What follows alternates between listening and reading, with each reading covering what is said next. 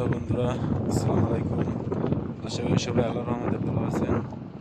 তো আজকে একটা নতুন ভিডিওতে আপনাদের সবাইকে স্বাগতম।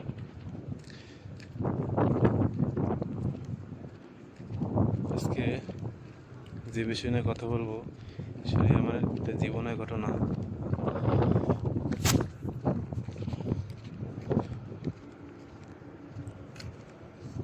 আমার জীবনের ঘটনা নিয়ে আপনাদের সাথে আলোচনা করব। আমি যখন ছোট ছিলাম, আমার বয়স যখন 7 বছর, আমি তখন ক্লাস টুতে টুতে ক্লাস টুতে পড়ি।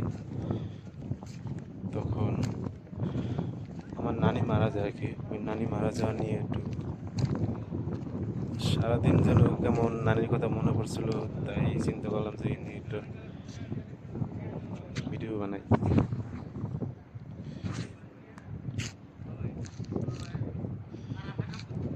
তো আমি যখন ক্লাস টুতে পড়ি,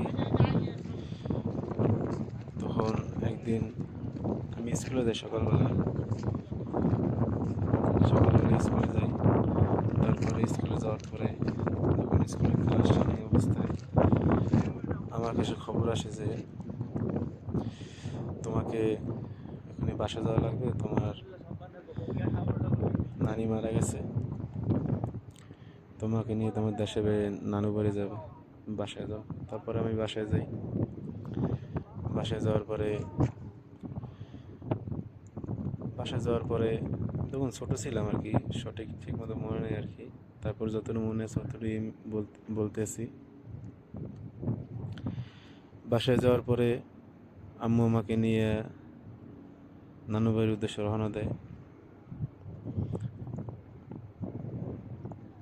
আমি আসলাম, আমার ছোট ভাই আসলে আরেকজন।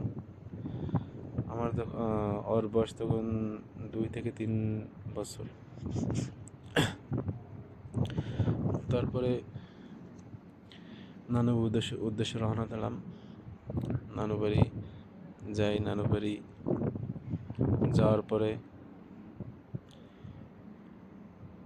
দেখি যে কিছু দূরে আর কি, নানু বাড়ির দূরে, একটু দূরে সামনে গেলেই একটা খাল আছে আর কি, ছোট একটা খাল আছে। ওই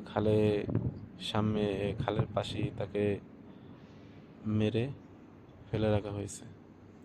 তার গলায় এই জায়গাটা ছিদ্র ছিল, গলায় রশি দিয়া পেঁচ দিয়েছিল, রশির দাগগুলা স্পষ্ট বোঝা যাচ্ছিল। তো তখন তো ছোট ছিলাম, ঠিক মতো কিছু বুঝতাম না, কিন্তু ওই নানুর মৃত্যুর দৃশ্যটা এখনো আমার চোখে ভাসে।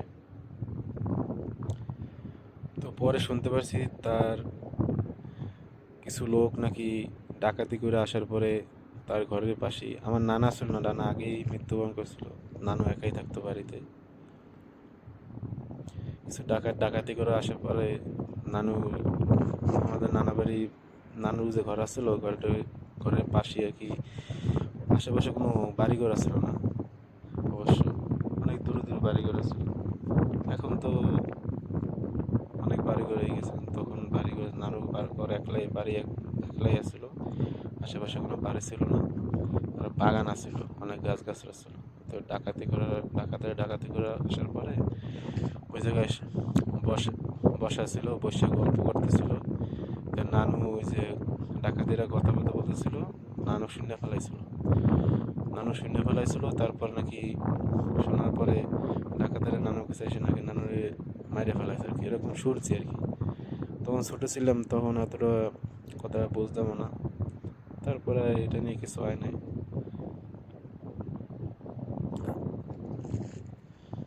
তা আজকে সারাদিন আমাদের একটু মনে পড়ছিল ওই দিনের কথা, তাই আলোচনা করলাম আপনাদের সাথে।